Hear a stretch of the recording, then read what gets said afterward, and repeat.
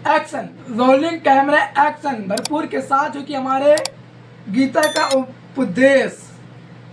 का उपदेश जो कि हमारे रितेश पांडे टाइटल थंबनेल जो कि गीता का उपदेश महाभारत का थोड़ा एक आप लोग के बीच परिचय रखने वाले हमारे रितेश पांडे।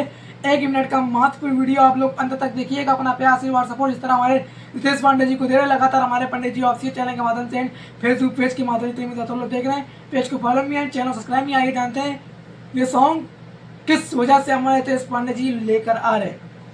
देखिए, भजन गीता का उद्देश्य है जो कि रितेश पांडे सिंगर है हमारे, और जो कि हमारे राइटर हैं मनी मीट म्यूजिक हमारे रविंद्र चौहान जी हैं, नहीं चंचल जी हैं, जो कि हमारे एडिटर हमारे विक्की यादव जी हैं, और डायरेक्टर हमारे सोनू वर्मा जी हैं।